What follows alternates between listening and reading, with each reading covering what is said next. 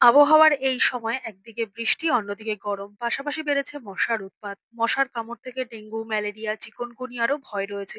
এই জন্য সচেতনতা প্রয়োজন আরো বেশি। মশার কয়েল কিংবা স্প্রে তো আছেই, পাশাপাশি ঘরোয়াভাবে চেষ্টা করতে হবে মশা তাড়ানোর জন্য। মশার কামড়ে বিরক্ত হয়নি এরকম মানুষ কোথাও খুঁজে পাওয়া মুশকিল। মশার কামড় থেকে মানবদেহের শরীরে বাসা বাঁধতে পারে ডেঙ্গু, ম্যালেরিয়া এরকম নানান রকম রোগ। এছাড়াও বাড়ির আশেপাশে সবসময় পরিষ্কার পরিচ্ছন্ন রাখা জরুরি, কেননা পরিষ্কার পরিচ্ছন্ন না থাকলে জমা জলে কিন্তু মশারা ডিম পাড়তে পারে। এছাড়াও মশারি ব্যবহার করা উচিত সকাল বিকেল যখনই আমরা ঘরে থাকবো না কেন বা শুতে যাব না কেন।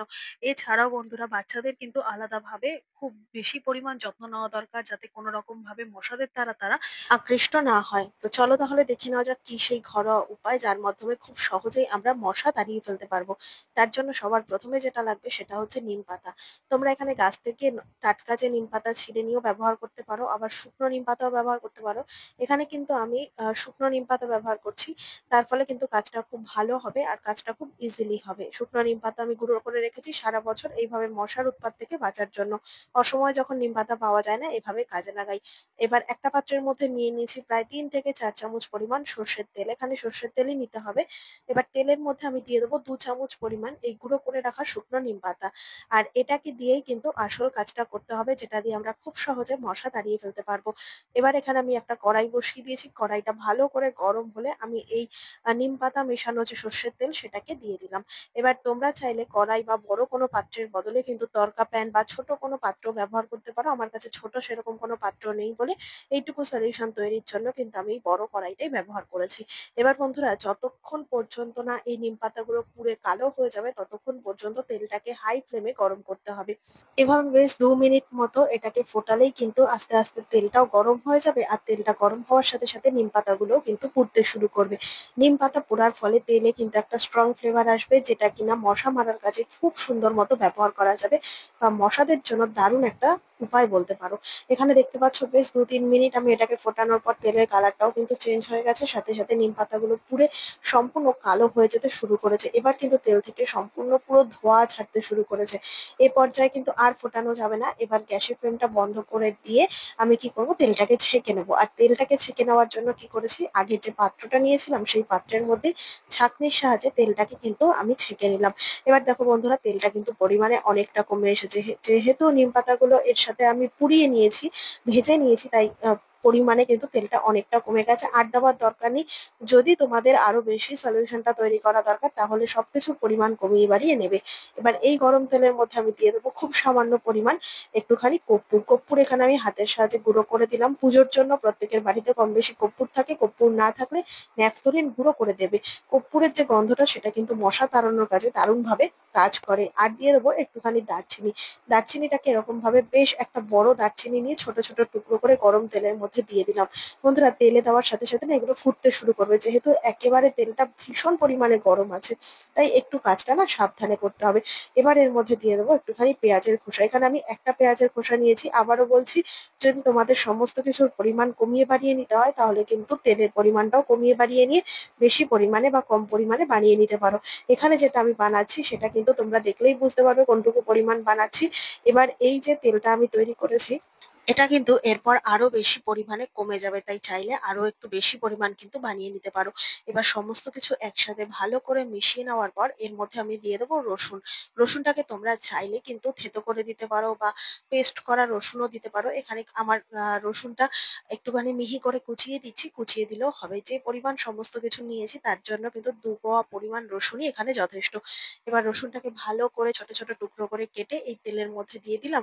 আবারও তেলটাকে ভালো করে মিশিয়ে দিয়ে এবার আবারও ওই একই কড়াইয়ের মধ্যে এই সমস্ত মিশ্রণটাকে দিয়ে ভালো করে জাল দিয়ে নেবো, মানে ভালো করে আবারও ফুটিয়ে নেবো, যতক্ষণ না পর্যন্ত নিমের যে তেল একটা তৈরি হয়েছে তার সাথে ভালো মতো পেঁয়াজ আর রসুনের গন্ধটা মিশছে, বা এগুলো সমস্ত যতক্ষণ না পর্যন্ত পুড়বে ততক্ষণ পর্যন্ত এটাকে আমাদের ফোটাতে হবে।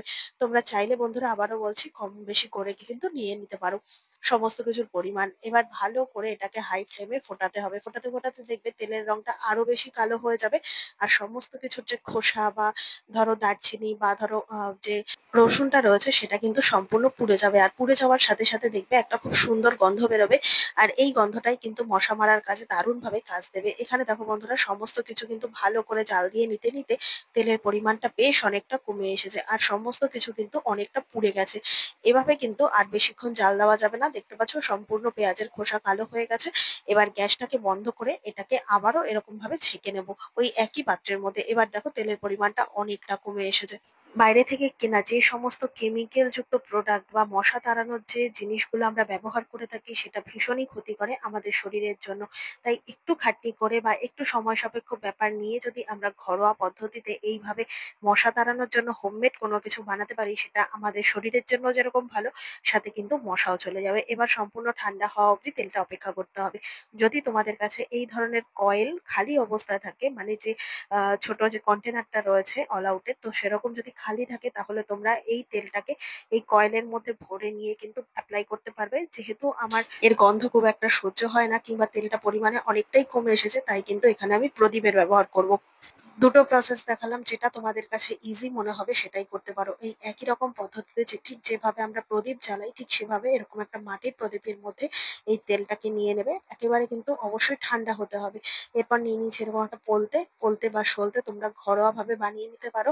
তো এইভাবে সলতেটা দিয়ে তোমরা এই তেলের মধ্যে ভিজিয়ে দিয়ে যদি সকাল সন্ধ্যে দুবেলা করে প্রত্যেকদিন ঘরের আনাচে কানাচে এই ধূপটাকে দিতে পারো, তাহলে দেখবে এর যে একটা গন্ধ, সেই গন্ধের জন্য কিন্তু মশা একেবারেই ঘর থেকে চলে যাবে। তো এইভাবে কিন্তু আমি প্রদীপের ব্যবহার করি আর সবসময়ের জন্য এইভাবেই কিন্তু মশাদের হাত থেকে রক্ষা পাই। এইভাবে তোমরা যখন খুশি তখন যে কোনো সময় সকাল বিকাল যে কোনো সময় যতবার ইচ্ছে অ্যাপ্লাই করতে পারবে।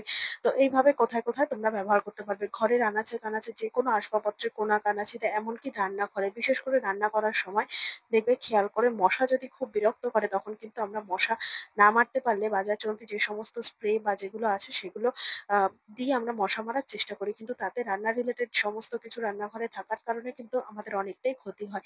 তাই এই ধরনের একটা প্রদীপ যদি জ্বালিয়ে রাখতে পারো তাহলে কিন্তু দারুণ ভাবে কাজে দেবে মশা মারার কাজে। এছাড়াও তোমরা টয়লেটেও এই প্রদীপটা এক কোনায় রেখে দিতে পারো। যেহেতু কোমরের পিছনের দিকে অনেকটা জল জমে থাকতে দেখা যায়, এই জন্য কিন্তু অনেক সময় ছোট ছোট মশা থাকে। এছাড়াও টয়লেটের জানলাটা যেহেতু সবসময়ের জন্য আমরা খোলা রাখি, সেই জন্যও মশা আসে। এছাড়াও বালতি ভরে ভরে যেহেতু জল রাখার একটা ব্যবস্থা থাকে টয়লেটে বা সিঙ্ক থেকে, অনেক সময় পাইপ লাইন বেয়েও কিন্তু নানান রকম পোকামাকড় উঠে আসতে পারে। তাই যে কোনো ধরনের পোকামাকড় তাড়ানোর জন্য কিন্তু এই প্রদীপটা আমরা টয়লেটেও ব্যবহার করতে পারি। এছাড়াও বন্ধুরা আমরা ঘরে আসবাবপত্রের কোনা কানাচিতে কিন্তু এই ধূপটা বা প্রদীপটা জ্বালিয়ে রাখতে পারি। যে কোনো ধরনের আসবাবপত্রের কোনা কানাচি, যেরকম ধরো খাটের নিচ, সোফার নিচ, আলমারির নিচ বা ধরো আহ যে কোনো ধরনের শোকেস বা টেবিলের নিচে যদি এটাকে জ্বালিয়ে রাখা যায় তাহলে ঘরের আনাচে কানাচে যে সমস্ত মশাগুলো থাকে সেগুলো সমূলে বেরিয়ে যায় ঘর থেকে। এছাড়াও যখন আমরা এটা অ্যাপ্লাই করব তখন কিন্তু আমাদের ঘরের সমস্ত বড় বড় জানলা দরজাকে খুলে রাখতে হবে। তাহলে ভেতরের মশাগুলো বাইরে বেরিয়ে যাওয়ার চেষ্টা করবে আর বাইরে থেকে কোনো রকম মশা ঘরে ঢোকার সাহস পাবে না। এইভাবে ঘরোয়া উপায় যদি আমরা মশা তাড়িয়ে ফেলতে পারি সেটা কিন্তু অনেকটাই ভালো হবে। আশা করছি আজকের এই ঘরোয়া টোটকাটা তোমাদের অনেকটাই কাজে দেবে। ভালো লেগে থাকলে লাইক কমেন্ট শেয়ার করে পাশে থাকবে। আমার এই ভিডিওটা কে কোথা থেকে দেখছো কমেন্ট করে জানাতে ভুলবে না। দেখা হবে আবার অন্য ভিডিওর সঙ্গে। ধন্যবাদ।